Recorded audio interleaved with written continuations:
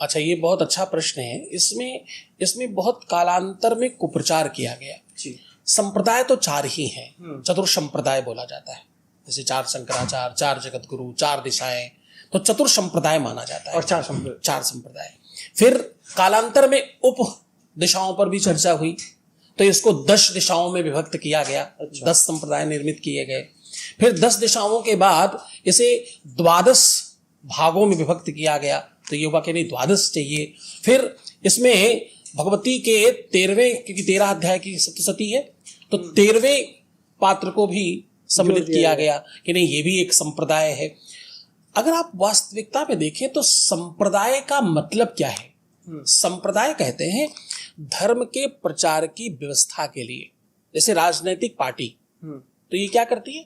ये संसार में संसारियों के अथवा जिस भी प्रदेश, देश अथवा उस क्षेत्र में हो रही असुविधा को समझने के लिए, उठाने के लिए और उनकी मांग के लिए, उनके संवर्धन के लिए जो काम करे वो राजनीतिक पार्टी है। तो ऐसे ही जो जनमानस का, जो संसारियों के दुखों हितोपदेश के लिए, दुख समाप्त करने के लिए, परमात्मा ईश्वर की प्राप्ति के लिए जो निरंतर धर्म प्रचार करे, उसी को मत अथवा संप्रदाय।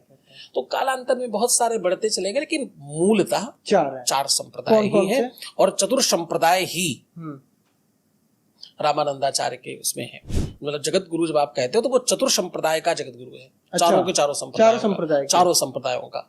मतलब अब देखिए एक और महत्वपूर्ण बात इसमें, शैव, वैष्णव, शाक्य, और फिर आप अघोर की तरफ जाते हो, यानी वामपंथी, पश्चिमपंथी, जैसे आप उसको जो मानते ही नहीं। अलग अलग दिशाओं का मानस है।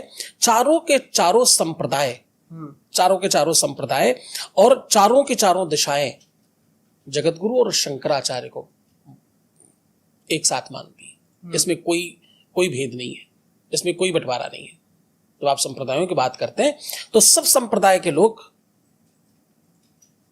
शंकराचार्य भगवान को भी मानते हैं और चारों के चारों संप्रदाय के लोग जगत गुरु को मानते हैं, क्योंकि उसी हिसाब से तिलक भी हो जाता है जो जिस संप्रदाय का वो आपकी पहचान है। जिस आपका परिचय आपके गुरु और आपके मंतव्य से होता है, ये आपकी पहचान है, ये आपका परिचय है। आपका अपना वेशभूषा, आपका अपना रहन सहन, जिस पौराणिकता को आज आप जिंदगी में परोस रहे हैं, आज नए युवक भूल गए। मतलब बेटी तो क्या, बेटियां भी इस तरह से अंगवस्त्र लेकर नहीं चलती। ये क्या है? ये एक स्वैग निर्मित कर रहे हैं आप एक स्टाइल निर्मित कर रहे हैं कि पौराणिक लोग, पुराने लोग, कंधे पर एक गमछा तो होता ही था, इतनी तो आवश्यकता कम से कम होनी चाहिए भैया। तो ये बदकही के लिए आपने जो परिवेश आपका है, मतलब मुझे लगता है कि ये निजी प्रवेश है आपका, ये आपका आपने कोई एडॉप्ट नहीं किया। ये हमारी परंपरा है, हमने बचपन से सब चीजें देखी हैं। लेकिन ये गुम होती हुई चीज को जैसे आप बाहर निकाल करके लाए, बस यही परिचय, और इसी तरह सनातन में परिचय निर्माण होता है। त्रिपुंड तीनों काल का सूचक है। भगवान रामानंदाचार्य का ये तिलक भगवान के पैर है।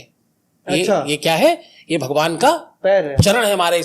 जिसके माथे पर भगवान ने चरण रख दिया हो, उसके आगे फिर कौन बचता है? अब हम लोग बैठते कैसे हैं? अब यहाँ क्योंकि ये आपका ये जो कार्यालय है, ये क्योंकि कई फ्लोर ऊपर है और आजकल वो सब व्यवस्थाएं, वरना हमारे पास नीचे सिंहासन है हमारा। आप इस व्यवस्था के लिए थोड़ा सा और गंभीरता से समझें तो हम लोगों को बिठाया कैसे जाता है? हम हैं तो साधु, हैं तो सन्यासी, हैं तो तपस्वी और भिक्षुकी हैं कि सबसे या तो धर्म का दान ले रहे हैं और या तो उनके कर्म रूपी जीवन का दान ले रहे हैं कि भैया जीवन में इतना पात्र हमें दे दो, इतना समय हमको दे दो और इसमें आप धर्म को सम्मिलित करो। लेकिन बैठते राजाओं की तरह ही है। पूरा चांदी का सिंहासन है, धर्मदंड है, साथ में छतर है आपके शीश के ऊपर, आपके लिए एक चमर चल रहा है। तो जो एक चक्रवर्ती राजा के लिए व्यवस्था है, वो वैसी ही व्यवस्था शंकराचार्य के लिए और भगवान जगत गुरु के लिए